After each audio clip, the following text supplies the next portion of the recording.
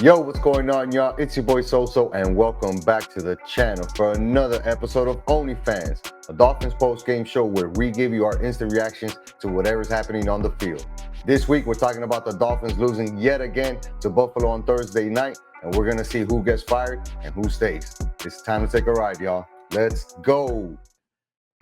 Fans up in the building, rep the gear from toe to ceiling. 305 stays on the brim, by 95 we popping wheelies. On the way out to the rock, time to see the trio fly. OBJ, Tyreek, and Waddle, speed and swag solidifies. Tools, Babby in the pocket, got my D coordinating. With the Weaver operating, on the sideline formulating. Strategizing for that dub, let's get A-Train on the track. Chubbs and Ramsey, Phillips healthy, boy, we bout to crack some backs. Time to change the narrative, F off with all due respect. Criticism at its finest, break the cycle down the stretch. Top dog offense in the league, let's keep it going postseason. Bring that heat in cold weather, that's a Dade County reason. OnlyFans, presented by Sports with Soso.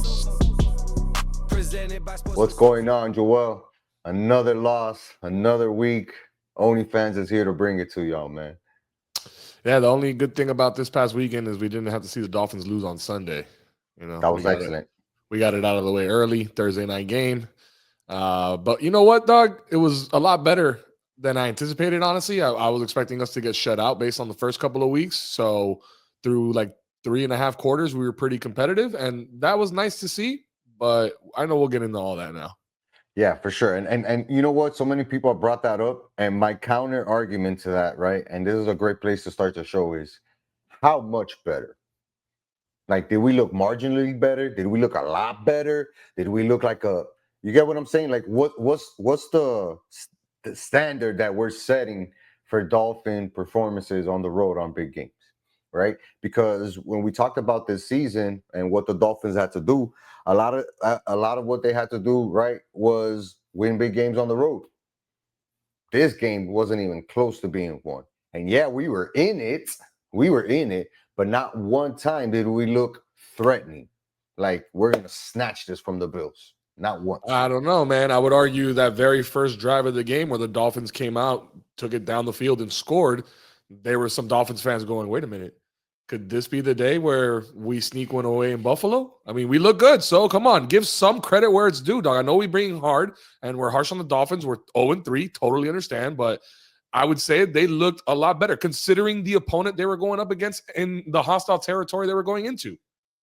But here's what I would say, right? Like the expectation is to score on your first drive when it's scripted plays. We know that. They haven't been able to do a good job of executing it. This was the first game that we seen them do it. Again, what did Buffalo do? Came in, respond, came down the field, scored, tied the game up, and now we got into the game, right? Once that happened, again, I didn't see anything, not a fumble recovery, not a pass deflection or a near interception, not a big time sack on Josh Allen. Nothing that made me see, especially in the second half, that I was like, yeah, the Dolphins are going to steal this game. Now, here's where I will give them credit. They were able to put themselves back into the game, right? When they scored that touchdown to make it 21-21, that's when I was like, okay, let's see how they respond to this, right? Because now morale is really high. Things are going well for the Dolphins. Things are going well for Tua. Let's see how they continue to attack this defense, right? And again, the letdown or the expected performance, right, after this happened. Defense doesn't show up. Bills go up ahead. And now we got to play some catch up, which forces through Tua to make throws. And again, with 4 minutes left in the game, us just needing a touchdown, man. Just getting down there and doing what we showed we were able to do against these guys, right? Maybe not all the time, but we've shown we can do it. Get a touchdown. Tua, again, makes the big play where he throws an interception, kills the game. Buffalo comes right back down, puts the 3 points on the board, essentially ices the game out. That's what's expected. What we didn't want to happen, right? But nobody was shocked that did happen. Oh, this is a jumping off point for me. Yeah. Oh, I was waiting. I thought you were about to keep going in right there, dog.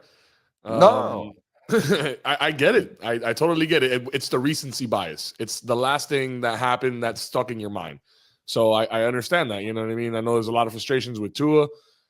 Up until that interception that pretty much sealed the game, he was playing a pretty decent game. I mean, it wasn't anything amazing by any stretch of the imagination. As I try to pull up some of the stats here, what did he finish off with? 22 for 34, 146 yards, 2 touchdowns, and an interception that he ended up throwing very late. But what doesn't go on the stat sheet is all the little things that Tua was able to do in the game before that interception. Things that he was messing up or not picking up on, anticipating as far as pressure goes in the pocket and getting out and getting the ball out. I saw him adjust. I saw him do a lot better, especially against what I would consider one of the better defenses in the NFL in the Buffalo Bills. He came out, he felt that pressure. He made a lot of big throws, especially there was one drive where I think we converted like 5 third downs in a row or something like that. So that was really impressive. And then also before, even the interception, before the first half came to an end, we were in a situation where we had the ball. We basically had a 2-minute drill. We saw them execute that perfectly, get us downfield, score again with no time for Josh Allen and the Bills to come back and answer. And now we were in a competitive situation. So I think that it was a good performance overall, but I think that, to your point, the recency bias, which was the most prominent thing that affected the game, being Tua's late interception, which basically sealed the game for the Bills, is really what is just ruining everything that the Dolphins did leading up to that, both offensively and on the defensive side of the ball.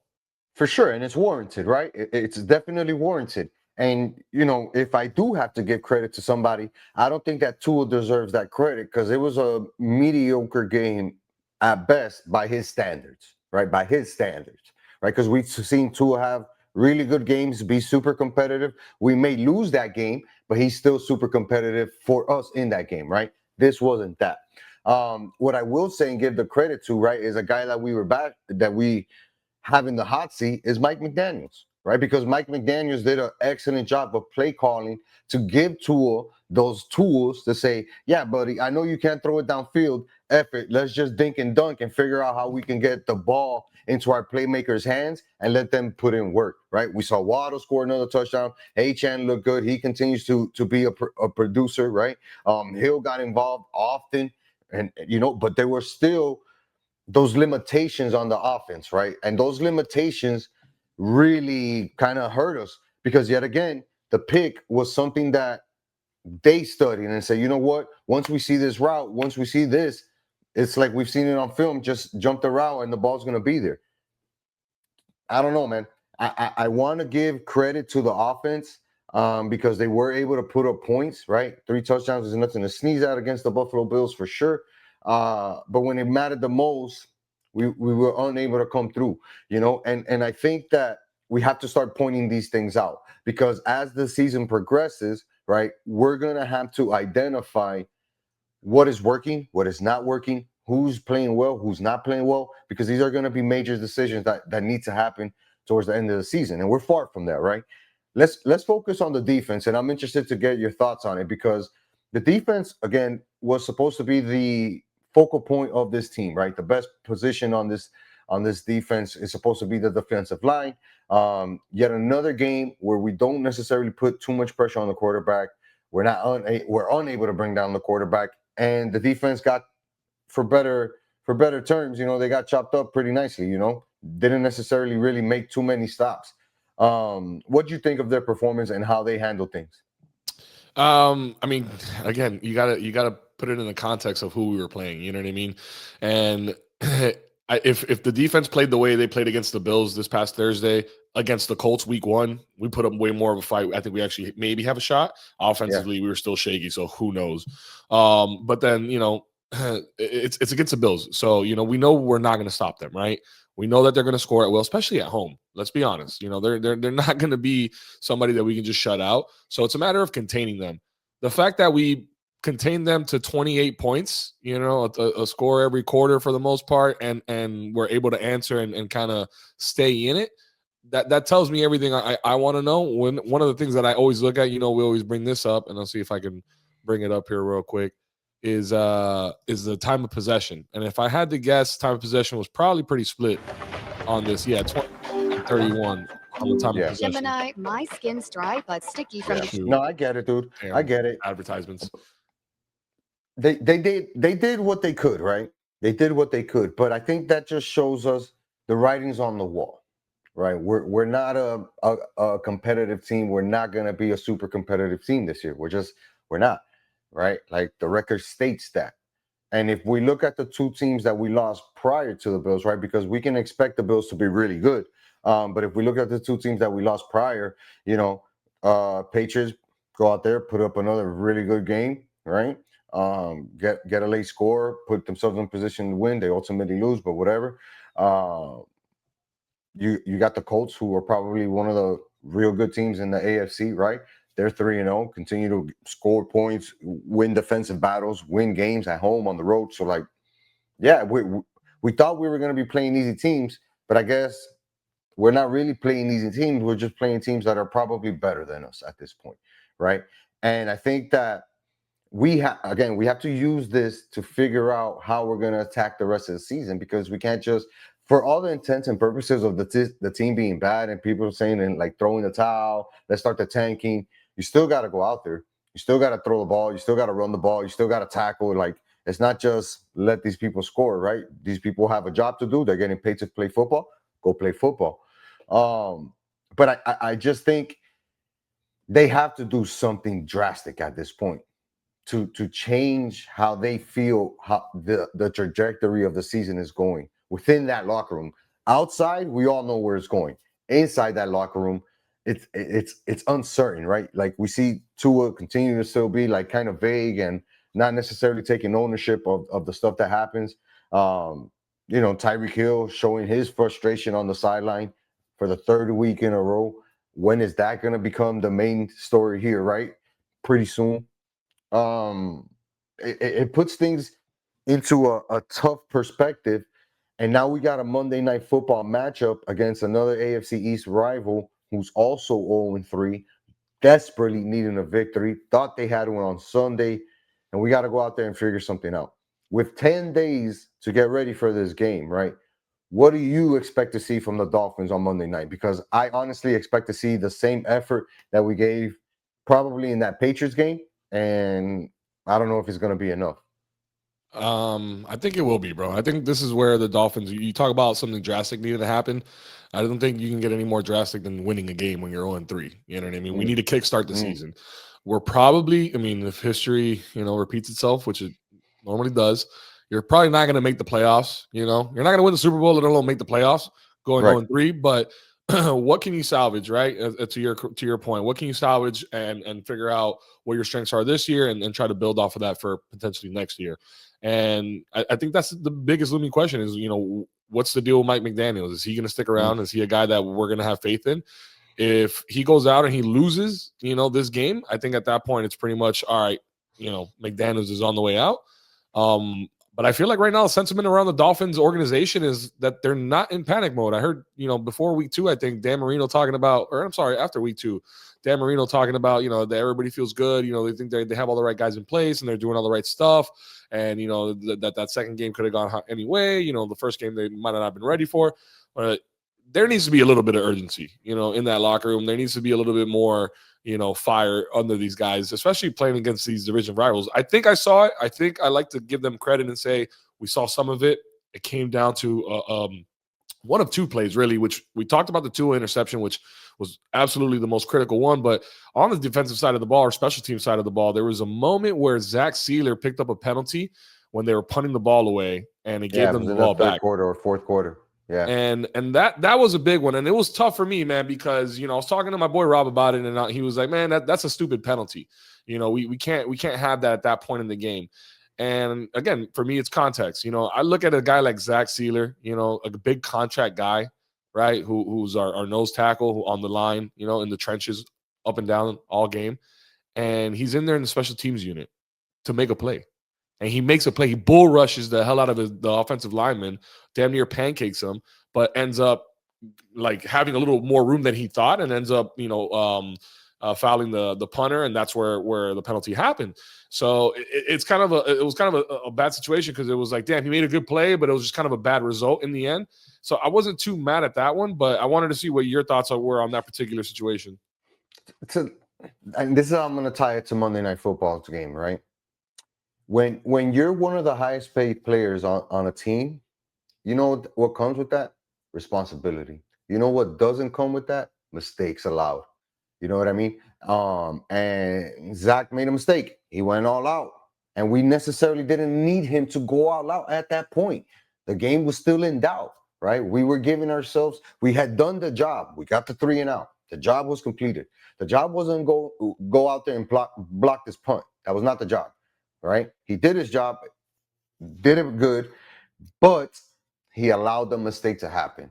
And if you're a 7th rounder, 5th rounder, 6th rounder playing on special teams and that's your only job, you know what? People will burn you, but it's more accepted, right?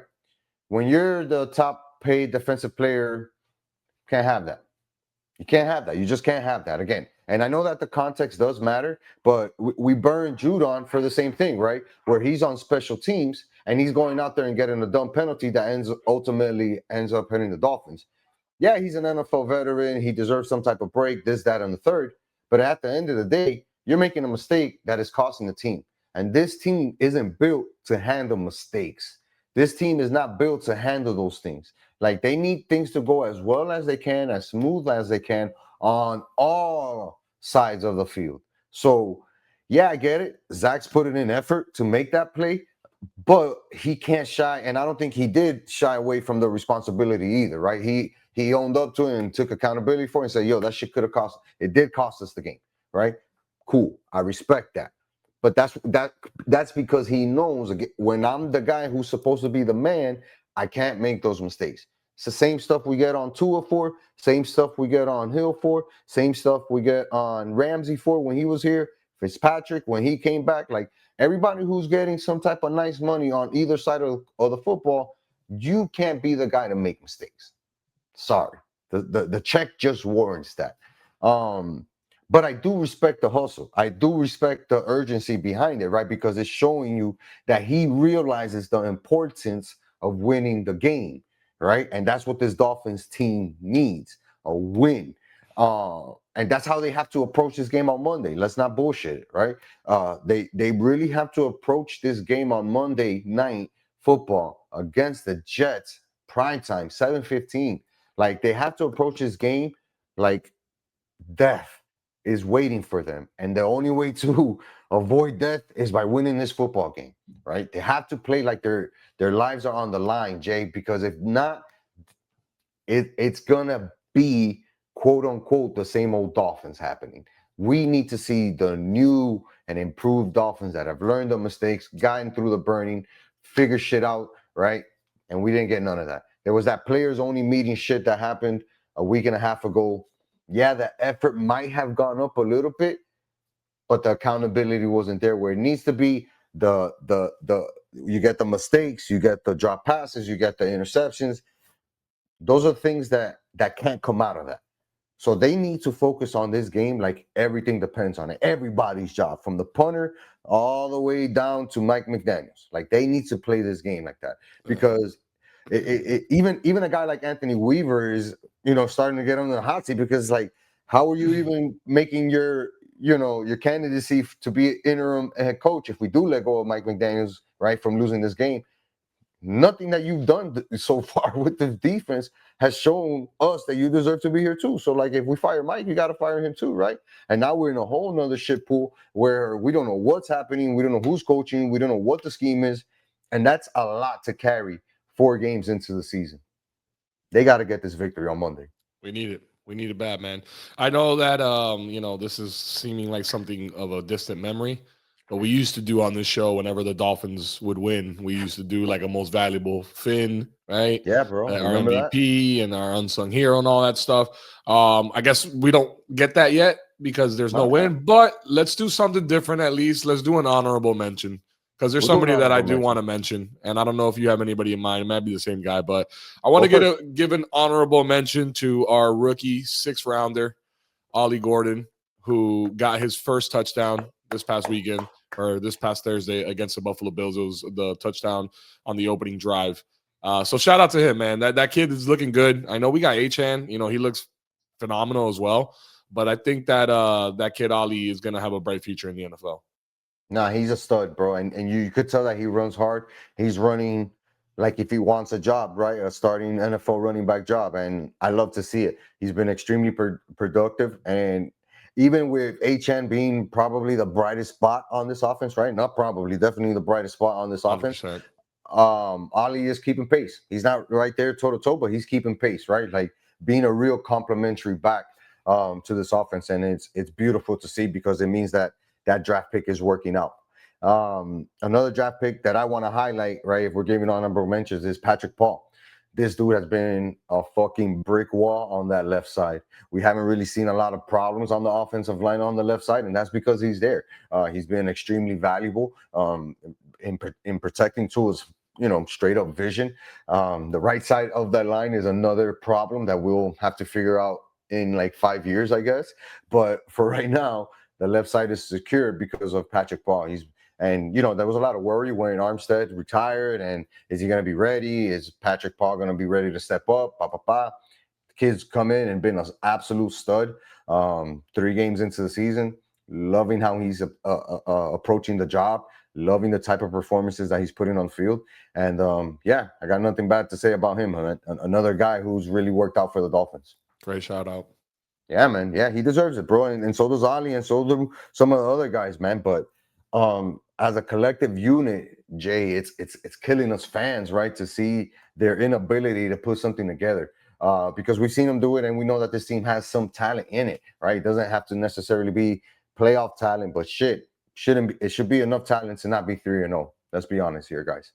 I don't know, man. This Monday night game is gonna be tough, right? We're probably not going to record after it unless something miracle happens, right? We'll see as it goes.